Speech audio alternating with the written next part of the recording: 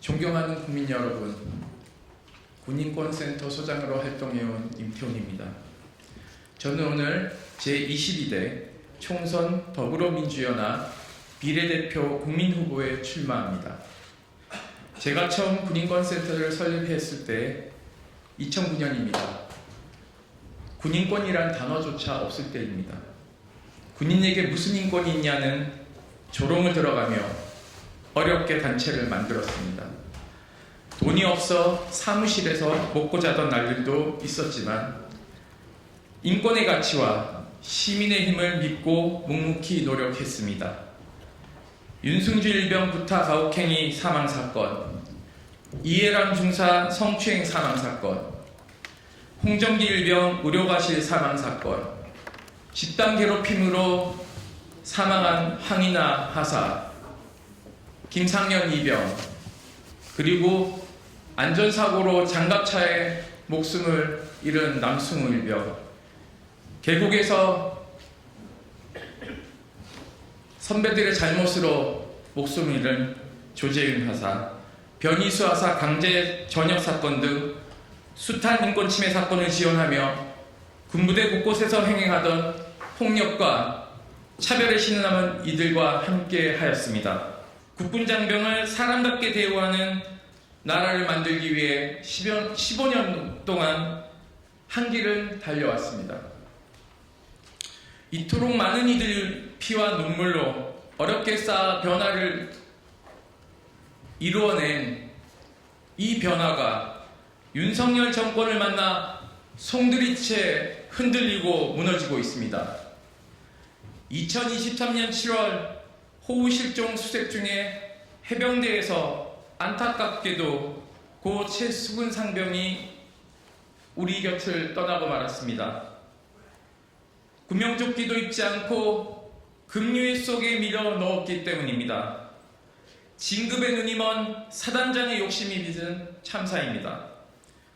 불행 중 다행으로 양심 있는 군인이 수사를 맡았고 공정한 수사가 이루어지는 듯 했습니다. 그러나 수사 결과가 뒤집혔습니다. 놀랍게도 외압이 시작된 곳은 대통령실이었습니다.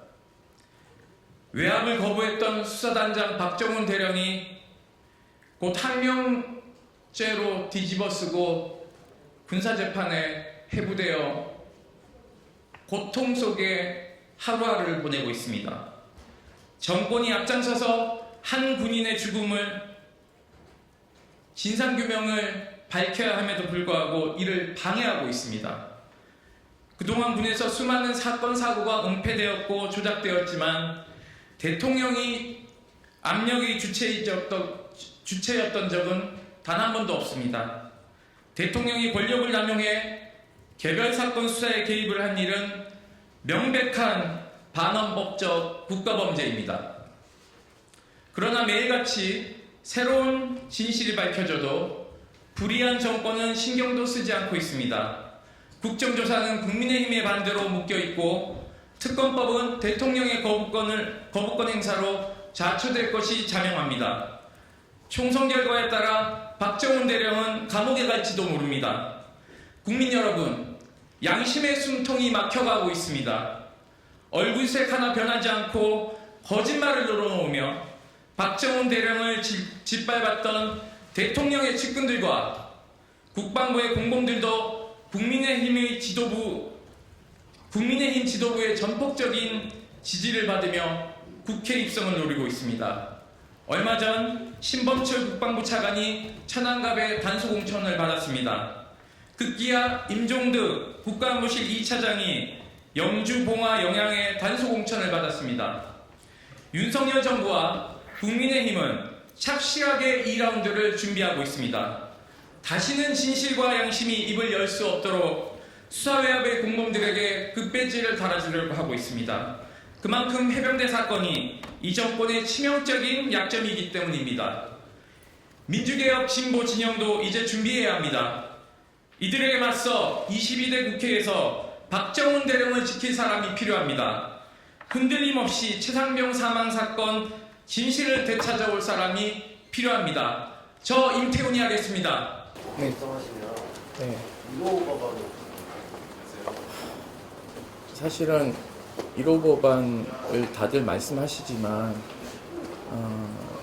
지금 현재 당면에 있는 이 최상병 특검법이 사실은 패스트트랙이 태워져 있고 4월 말에 사실 통과도 불투명한 상황이라서요.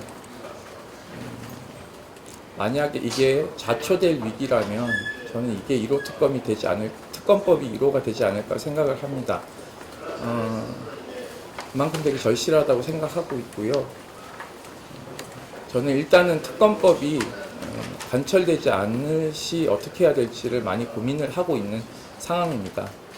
그리고 민주진보 개혁 세력이 이번에 승리하지 않는다면 저는 최상병의 억울한 죽음도 잘 밝히지 못할 수도 있고 군사법정에서 박대령이 구속될 수도 있다라는 절체절명의 위기 속에서 제가 출마한 것이라서요. 사실 1호 법안이라는 것은 박대령과 최상병을 위한 1호 법안이 되지 않을까라는 생각을 가지고 있습니다.